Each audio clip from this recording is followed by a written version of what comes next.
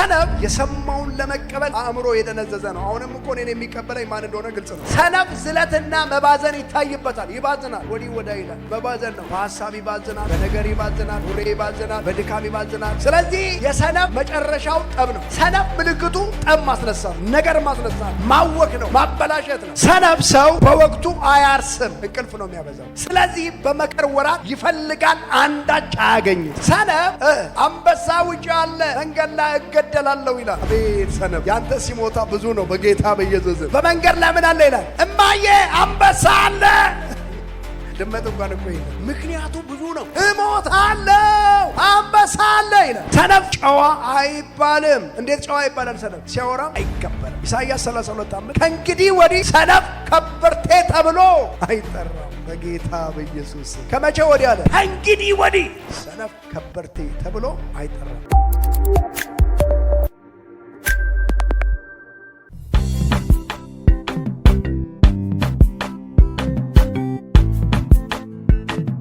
የሰነፍ ትርጉም ሰነፍ የሥራ ነገር ቢነሳበት መፍዘዝ ያበዛል። መፍዘዝ ሥራ ስታነሳበት ይፈዛል። የሆነ ነገር አድርግ ስትለው ይፈዛል። ከዛስ እንቅልፍ ማለት ይታይበት። ሰነፍ ለሥራ የፈዘዘ ለመዞር የነቃ ግጥም አይደለም። ለሥራ ምን ያለ የፈዘዘ፣ ለመዞር ምን ያለ ከእንትና ቤት እንትና ቤት፣ ከቡና ከእንትና ቤት እንትና ቤት፣ በቃ ይዞራል። ከተማ እንትናን የት ነው የምታገኘው? እንትና ቤት አለ እዛ ጋ ይልሃል። እንትና የሚባል ሰውዬ የት ነው?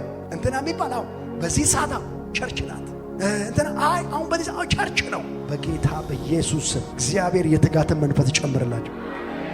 ጌታ ኢየሱስ ክርስቶስ እንደ ልማዱ ያለበትን ቦታ ማን ያውቅ ነበረ ነው የሚለው? ይሁዳ ያውቅ ነበረ። ኢየሱስ አረቄ ቤት አልነበረም የነበረው፣ ቡና ቤት አልነበረም የነበረው። የሚጸልይበት ስፍራ ላይ እንደነበረ ያውቅ። ያንተ መታወቂያ ግልጽ ነው። የት እንዳለ ትታወቃለህ። የት እንደምትሆን፣ ምን እንደምትሰራ፣ ምን እንደምታደርግ ምድር ሁሉ ያውቃል። ስለዚህ ጊዜያችሁን የምታጠፉት በምንድን ነው? በመዞር። ሰነፍ የሰማውን ለመቀበል አእምሮ የደነዘዘ ነው። አሁንም እኮ እኔን የሚቀበለኝ ማን እንደሆነ ግልጽ ነው። ሰነፍ የሰማውን ለመቀበል አእምሮ የደነዘዘ ነው። ሰነፍ ዝለትና መባዘን ይታይበታል። ይባዝናል፣ ወዲህ ወዲያ ይላል። መባዘን ነው። በሐሳብ ይባዝናል፣ በነገር ይባዝናል፣ በወሬ ይባዝናል፣ በድካም ይባዝናል። ስለዚህ የሰነፍ መጨረሻው ጠብ ነው። እዚህ ቤትም በደንብ ስሙ። የሰነፍ መጨረሻው ጠብ ነው። ሰነፍ ምልክቱ ጠብ ማስነሳት ነው፣ ነገር ማስነሳት፣ ማወክ ነው፣ ማበላሸት ነው። እስኪ በሉ የሰነፍ መጨረሻው ጠብ ነው በሉ። ብዙ ጊዜ የሆነ ሰው ስትቆጡ ፊቱን ነው ማየት ያለባችሁ። ለእናንተ ምላሽ ሊመልስላችሁ የሚሆን ከሆነ እናንተ ጠቢው ነው መሆን ያለባችሁ። ትምህርት ቤት እኮ ብዙ ጊዜ እናያለን። አንዳንድ ተማሪዎች አስተማሪ ሊደባደቡ ይጋበዛሉ። ችግሩ ምንድነው ብላ ካላ ቤተሰብ ሲያሳድገው ነውረኛ አድርጎ አሳድጎት። መምህር ፊት ማንም ሰው እሺ ነው ማለት ያለበት። የሰነፍ ምክንያቱ ብዙ ነው። የሰነፍ እጆች ሰውን ያደህያሉ። ምንድነው? ድሃ ያደርጋል ማለት ነው ሰነፍ።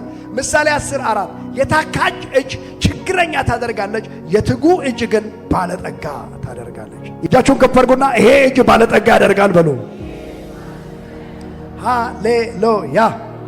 ሰነፍ አድኖ ያመጣውን እንኳን አይጠብስም። ምን አለ እንደው አድኖ ድኩል አድኖ መጥበስ ሲገባው ይጥለውና ይሸታል። መጥበስ ሄዶ አድኖ ያመጣውን እንኳን መጥበሳችን አጥብቆ ይመኛል፣ እንዳቻ አያገኝም። ሰነፍ እጆቹን ከውጨት ያጠልቃል፣ ወደ አፉ ግን መመለስ ይሳነዋል። በጌታ እንዲህ አድርጎ ሳህን ላይ እጁን ዘርግቶ እዛው ይቀራል።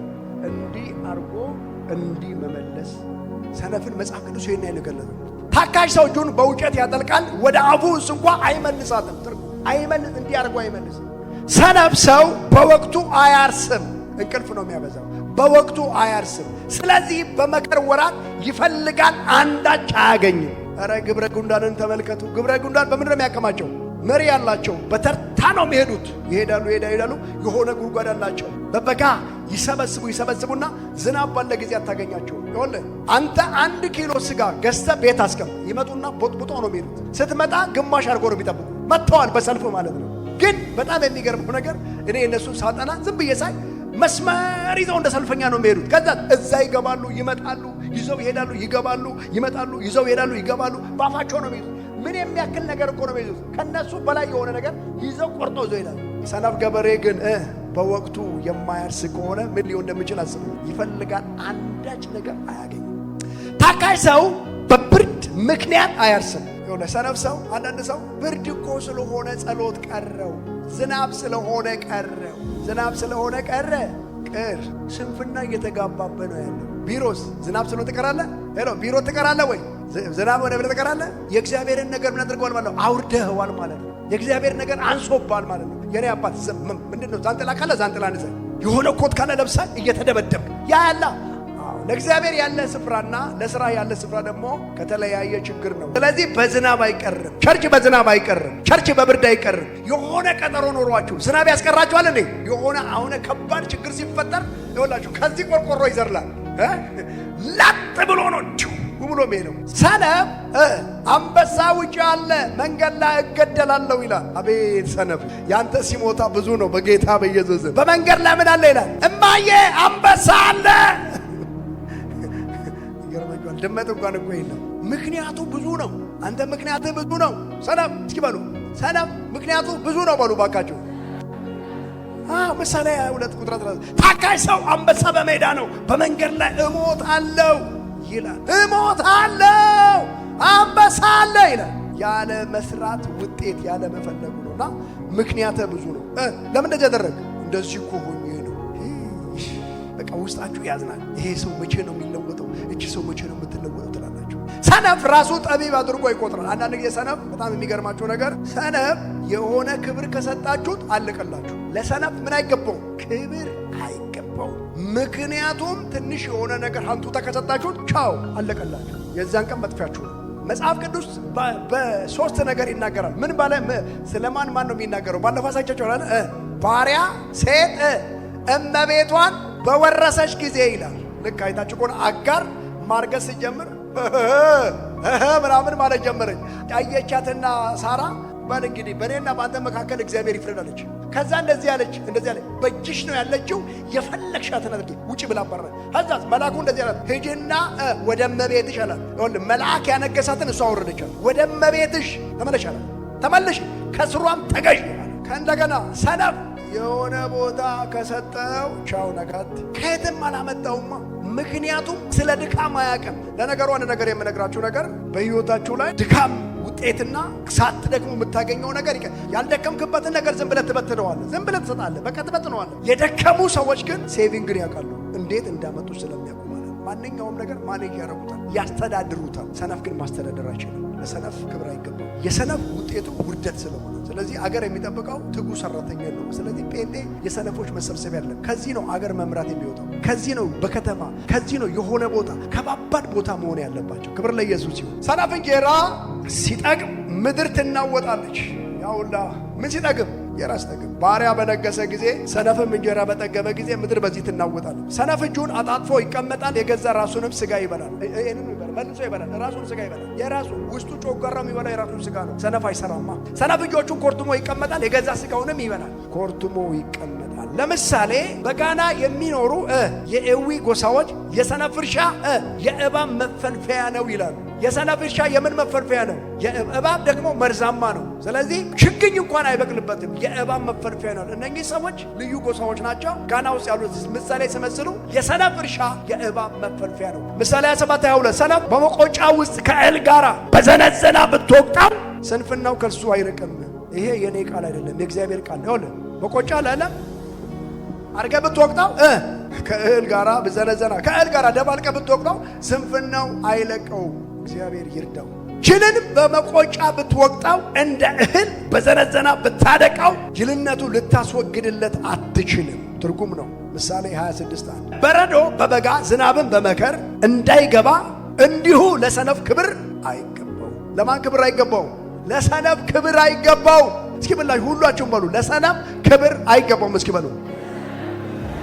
አሁን እናንተ በአንድ አቅጣጫ ብቻ እየሰማችሁኝ ከሆነ ተበደላችኋል። ስለ ሥራ ብቻ ለምያወራለሁ።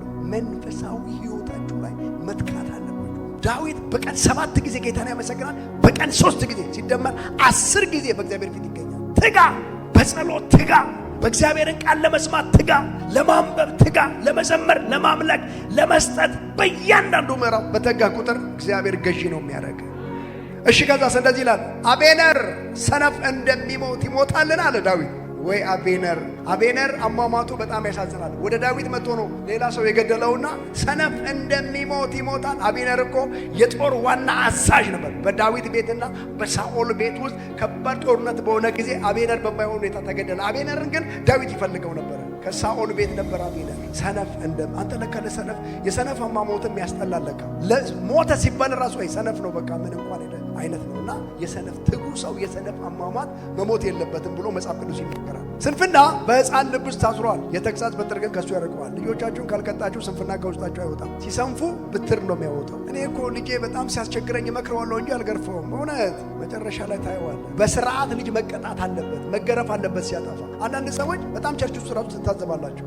በጣም ልጆቻቸው ነውረኛ አስተዳደግ ያደጉ ልጆች ታያላችሁ። አሁን በጣም የሚገርመው ነገር ብዙ ነገር እኔ እታዘባለሁ። ስርዓት ያላቸው ልጆች ስርዓት ይዘው ነው የሚቀመጡ። የሆነ ነገር ፊታቸው ከተባሉ ጸጥ ነው ማለት እናት ያከብራሉ፣ አባት ያከብራሉ። ሰነፍ ልጅ ደግሞ ለእናቱም ሐዘን ነው፣ ለአባቱም ሐዘን ነው። ለምን አይሰማም? ብዙ ሰዎች ልጆቻቸውን ትምህርት ቤት መላክ ይወዳሉ፣ ቸርች መላክ ግን አይወዱ።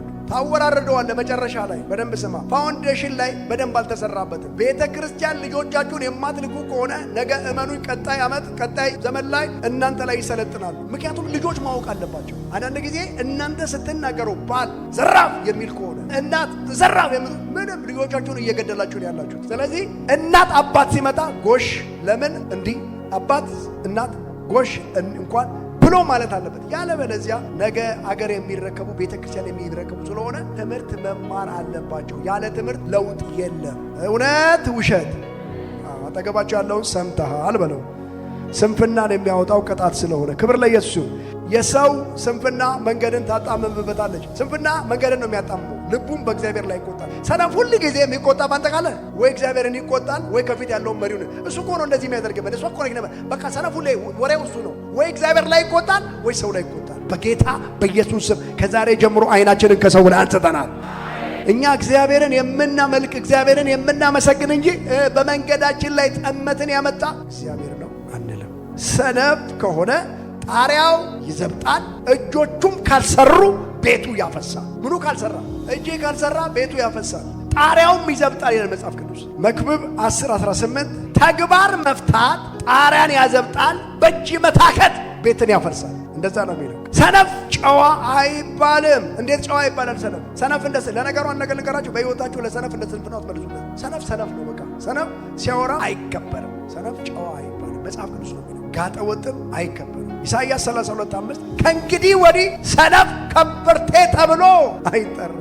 በጌታ በኢየሱስ ከመቼ ወዲህ አለ? ከእንግዲህ ወዲህ ሰነፍ ከበርቴ ተብሎ አይጠራም። መቼም ሰነፍ ከበርቴ መሆን አይችልም። ንፉግም ለጋስ አይባልም። ኢሳይያስ 32:6 ሰነፍ ግን ስንፍናን ይናገራል፣ ልቡም ዝንጉነትን ይፈጽም ዘንድ በእግዚአብሔርም ላይ ስተትን ይናገር ዘንድ የተራበችውንም ሰውነት ባዶ ያደርግ ዘንድ ከተጣመመ ሰው መጠጥን ይቆርጥ ዘንድ በደልን ይሰራል። ሁልጊዜ በደለኛ ነው። በደልን በመስራት ነው የሚታወቀው ሰነፍ። አንተ ክፉ ሰነፍ አገልጋይ ካልዘራህባት የምታጭድ ካልበተንክባት የምትሰበስብ መሆንን አውቅ ኖሯል። እግዚአብሔር መጣና አንተ ሰነፍ ካልዘራህበት ምን የምታጭድ ካልበተንክበት የምትሰበስብ መሆንን ታውቅ ኖሯል። ሰነፍ እርግጠኛ ነኝ ስንፍናው አይታወቀው። ሁልጊዜ ምልክት ልንገራችሁ፣ ሁልጊዜ ጭቅጭቅ የምትጨቃጨቁት ሰው ስንፍና ተጠናውቷል። በመስሪያ ቤታችሁ ሁልጊዜ ሰዓት በማርፈድ የምትታወቁ ከሆነ እመኑኝ ስንፍና ተጠናውቷችኋል። በመስሪያ ቤታችሁ ሁልጊዜ ጭቅጭቅ ካለ፣ ስራ ቦታችሁ ላይ ጭቅጭቅ ካለ፣ ታማኝ ሆናችሁ ማታገለግሉ ከሆነ ሁልጊዜ ብጥብጥ ካለ እርግጠኛ ነኝ አንድ ነገር ቆሙ በሉና አስቡ። ምንድነው የኔ ችግር ብላችሁ ራችሁን አስቡ። ያንን ነገር በእግዚአብሔር ኪዳን ገብታችሁ ይሄን ነገር ከዛሬ ጀምሮ ጌታ ሆይ